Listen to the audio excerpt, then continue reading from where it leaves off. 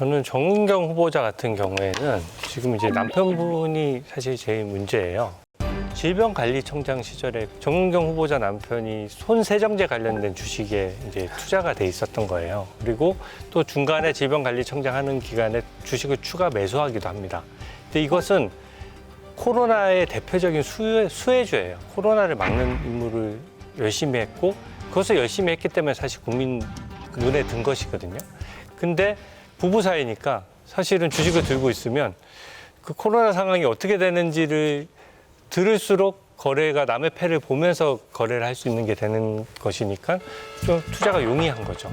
그러니까 이게 이해 충돌이 너무 직접적인 겁니다. 주식이라는 거는 늘 질병관리청 발표에 따라서 수치에 따라서 왔다 갔다 하던 때인데 그때 서로 정보 공유가 안 됐겠느냐. 저는 계속 이 부분도 논쟁이 될 것이라고 보고 있습니다. 약간 충격인 게 그 당시 코로나 시대에 이 정은경 총장이 얼마나 영웅이었어요. 그리고 매일매일 초췌해지는 얼굴, 매일매일 하얘지는 머리. 그래서 어떤 기자가 물은 적도 있어요. 잠은 좀 주무시냐 했더니 뭐 부족하지 않게 자는 편입니다. 그래서 건강 지키십시오. 대부분의 인터넷 댓글이 이거였거든요. 솔직히 충격받았어요. 그러니까 이게 뭐 생각보다 너무 의혹이 많아가지고 정은경 후보자 관련해서 공직 생활할 때 이미지하고 너무 다르다.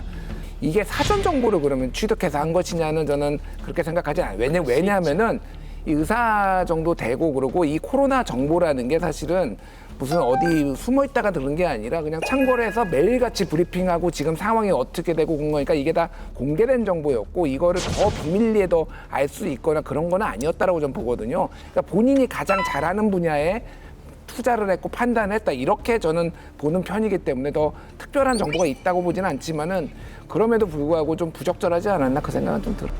마스크 주라고 하는 FTN이는 2018년 초에 다 매도를 했기 때문에 코로나하고는 상관없다는 말씀드리고요. 단지 창해 에탄올에 대해서는 저희가 2016년부터 주정 회사로 알고 현재까지 한 주도 팔지 않고 보유하고 있습니다. 그래서 어떤 그 주가 변동에 따른 시세 차익을 크게 봤다라는 사실은 명백한 사실이 아니다라는 말씀을 먼저 좀 드립니다. 하지만 2020년에 코로나가 유행했을 때 주정 회사였던 회사가 손세정제를 사업 목적으로 확장했다라는 것은 그 당시에는 알지를 못했습니다. 저는 정은경 복지부 장관 후보자의 경우를 좀 보면서 참 본인의 그 결단이 좀 아쉽다는 생각이 들어요. 장관 제의가 왔을 때 그걸 이제 거절했어야 되는 거라고 봐요. 제가 보수 정부, 진보 정부의 공직 인사 검증 담당한 분하고 내가 몇 번 얘기를 좀 들어보니까 인사 검증을 하다 보면 그게 한계가 있다는 거예요. 뭐냐면 검증 자료로 못 보는 것들이 있어요. 그러니까 뭐냐면 스토리나 배경, 그 과정까지는 알 수가 없다는 거예요. 그러니까 이런 거는 본인밖에 모르는 거거든요. 그럼 본인이 스스로 그런 자리 제안이 왔을 때 거절을 했어야 되는데 그걸 받아들인 게 좀 문제인 거죠. 아마 이제 그 후보자가 그런 얘기를 미리 사전에 했을 거예요. 이런 흠결이 있습니다. 근데 아마 이제 문제는 그걸 심각하게 들여다보는 대신에 문제 없습니다. 우리가 밀어주면 갈 수 있습니다. 이렇게 될 그 얘기를 많았어요. 해주셨어요. 인사 검증하시는 분이 저한테 그 얘기를 했어요. 그래서 검증을 하다가 최종에 당사자한테 전화를 한대요. 이게 어떠냐고 물어보면 아무 문제 없습니다. 청문회에서 충분히 해명 가능합니다. 다라 얘기를 한대요. 그러면 검증 담당자는 인사권자한테 대통령한테 보고를 이런 사안에서 이렇다고 얘기합니다.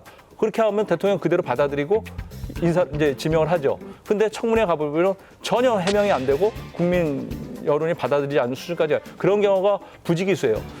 정은경 장관도 그런 경우에 해당된다고 봅니다. 그러니까 지켜보시죠.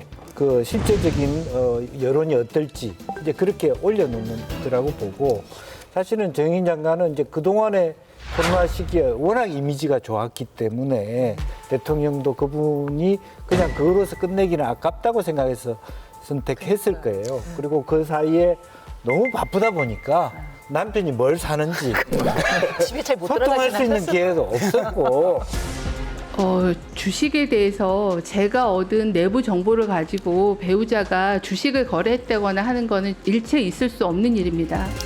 아마 그런 식으로 애매하지 않을까. 근데 제가 추가적인 의혹을 좀 몇 가지 말씀드리면 정은경 후보자는 사실 보건복지부 장관 후보자잖아요. 그러니까 의료나 보건 외에도 사실 그 국민연금을 이제 책임져야 되거든요. 또 구조개혁도 해야 되기 때문에 누구보다 이해관계를 잘 조정해야 되니까 본인이 굉장히 청렴해야 돼요. 근데 여러 가지 의혹들이 추가로 제기된 것이 본인 자녀들이 또 다른 비상장 주식을 또 샀어요. 인척이 운영하는 회사의 비상장 주식을 사는데 보통 고위 공무원들은 비상장 주식을 잘 사지를 않습니다. 특히 자녀들이 샀을 경우에 이게 뭐 내부 정보를 알았는지 문제도 있고 이게 시중에 거래되는 주식이 아니다 보니까 뭔가 특혜성이 있을 수가 있잖아요. 그러니까 투자 기회를 자녀들만 부여받는다는 그 측면이 있기 때문에 자녀들이 비상장 주식을 샀다는 부분도 있는 거고요. 말씀을 듣고 보니까 참 인생들 참 전문적으로 사시는 것 같아요. 하나만 더 말씀드려도 되나요? 네. 그 질병관리청장을 3년간 했는데 이때 부부가 쓴 돈이 월 평균 55만 원밖에 안 돼요. 그거 진짜 놀랐어요. 네. 그게 좀 너무 이상해요. 연- 55만 원이면 사실은 아파트 관리비도 낼 수 없는 돈인데 월 55만 원으로 어떻게 생활했지라고 하니까 뭔가 그 남편분의 투기적인 거래 성향과 맞물려 가지고 지금 우리가 모르는 스토리가 있는 거야? 라는 생각이 드는 거거든요. 그 정은경 후보자 그 배우자 되시는 분이 2022년에 카드 사용액이 0원이에요. 그리고 2021년에는 카드 사용액이 11만 원. 이 카드를 그 버스 이것만 해도 저거 이상도 나올 텐데. 그런 것보다 법인카드를 주로 썼겠죠. 맞아요. 네. 어찌됐든 이제 설명 안 되는 돈이 뭔가 있다는 의심이 들잖아요.